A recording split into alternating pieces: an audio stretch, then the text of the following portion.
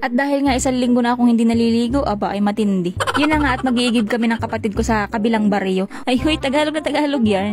Bigla tuloy ako may naalala. Gusto ko nga lang po palang sanang klaruhin dun po sa mga nag-comment sa akin na may ginagaya daw po akong vlogger. Ginagaya ko daw po ang tono noon at saka pananalita noon. Una po sa lahat at hindi sa huli.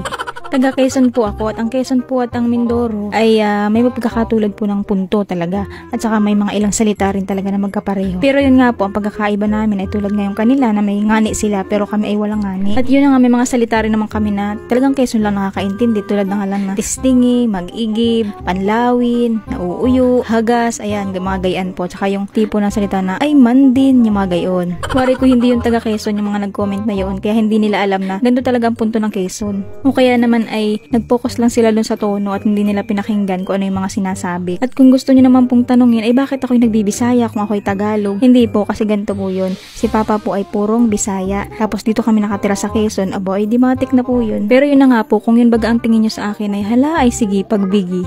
So yun na nga po pala, yan po si Papa yung nasa kabilang bangka.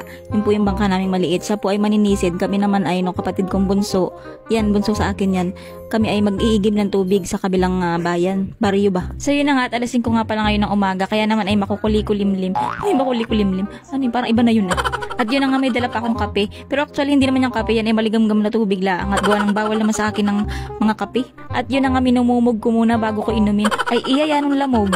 Hindi joke lang, baka naman maniwala yung iba dyan. Bali, ang ruta nga pala namin ngayon, ang ruta nga pala namin ngayon ay papunta din sa Maya Grand Line to find One Piece. Uy, teka lang, iba na yun. Hindi yun na nga dito sa Maya Ginluna, Quezon. Pero hindi naman talaga kami pupunta sa bayan talaga noon. Dito lang sa may, dito malapit-lapit lang sa unahan lang na konti. Yun na nga at bigla naputol ng aking pagbibideo at nag-fully storage, kaya naman. Kaya na pa nga pala kami nandun sa may, tawag ito ay, yung sapa, nandun nga pala bombahan. Or poso, yun po. So yun nga, tandun lang ako sa labas kanina, gawa ng nilabas pa yung bangka dahil ang daming bangka baga nauna, hindi naman kami nagkakasya sa may sapa. Pag hindi ilalabas ay hindi makakalabas yung mga nauna sa amin. At marami nga din nagtabo. Tapos ang dami pa nilang container na dala. Kaya naman ay kahit ang aga namin ay ngayon ay tanghali na ay kami nandito pa. Ngayon pala kayo maglalagay ng tubig. Sabi ko nga pala sa kapatid ko ay tumabi siya at ako na ang magbomba dini. Para naman ay may pakinabang ako. Pero yun na nga at hindi naman talaga madali magbomba talaga dini at gawa ng yan ang hina pati ng tulo ng tubig. Ay iya para siguro yung mga 100 bomba ka dini bago makapuno ng isang container ay. Pero yun na nga, ito nga po palang ginagamit namin sa pang-araw-araw. Tulad na lang ng pagliligo, yan, pagsasaing, pagluluto ng pagkain. Yan, ito po ang ginagamit namin. Pero yung iniinom naman po namin, kadalasan ay iniigib namin yun ay sa bayan. Pero hindi po sa bayan ng Ginluna, kundi sa bayan po ng Makalelon. Yan, bumibili po kami ng mineral doon. Okay. So yun na nga, nang makatapos ako ng isang container, ay nako, tagaktak na ang pawis. Naka-jacket pa man din ako at gawa ng malamig nga kanina sa dagat at gawa ng ang aking sikmura ay masakitin. So yun na nga at gusto ko sanang tumulong pagbubuhat ng container ay sabi ng kapatid ko ay wag na at baka daw kayo mga las ay iya yan ang hinaatan nila lang ang tingin sa akin.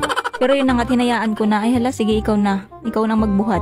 Pero kadalasan naman ay talagang tumutulong ako at pagkasama ko ay si Papa pag nag-iigib. Ngayon lang naman yan talaga nakatulong sa pag-iigib ngayon. Gawa ng umuwi yan at walang trabaho. At kung tatanungin nyo naman, ay ba't ako hindi nagtatrabaho at nanday nilaan pamulog-mulog lang din sa Quezon? Ay hindi po kasi ako ay nagkaroon po ng problema. May problema ako sa pag-iisip. Uy, hindi yun. At yun nga sabi ng kapatid ko, hala ikaw na magpaandar na lang ng bangka. At ako na may natatawa, akala ko bagay diyo ito, yung pala iba na. Ganon din pala sa may bangka naming isa na maliit. Akala ko mas madali itong birahin kaysa doon. Yun na nga at unang bira ko ay bigla baga nang bumalik ang pambira ay muntik na akong tamaan sa pagmumukha ay. May mga ganito kasi talagang makina na nang-aagaw ba. Pati ba naman makina hindi na makontento sa isa at nang-aagaw na rin. Pag hinatak mo ng todo, biglang mabalik. Kailangan ay palampasin mo muna pala yung yung ganit ba, yung pag di ba pag medyo pag hinatak mo siya medyo maganit, palampasin mo muna yon, palambutin baga. Tapos baka mo biglang hatakin. Okay. At ayun nga, hindi kasi agad sinabi ng kapatid ko ay edi muntik pa tuloy akong tamaan sa pagmumukha. Yung bangkang maliit kasi ang ginagamit ko kaya naman hindi ako sanay dito. Pero yun na nga at mas maganda pala itong gamitin kasi nga pag pinaandar mo ay naandar agad siya kahit minor lang. Hindi katulad nung maliit namin bangka ay naku hindi naandar ng minor, talagang sagad lagi yun. Kaya naman ako natataranta minsan ay muntik pang bumangga sa bakawan. Yung talaga mahirap din pag pag nasa ilog talaga. Hindi katulad din pag nasa dagat ay kahit saan ka bumira dyan. Hindi ko wala kagad babanggaan diyan. Malawak. Buti na nga lang din at kalma ngayon kaya naman ay nakaigib kami kasi nga palagi malakas ang alon. Bale ito nga po natatanaw nyo dyan na laot na yan. Diyan po ang Marinduque. Opo, tapat po kasi kami ng Marinduque.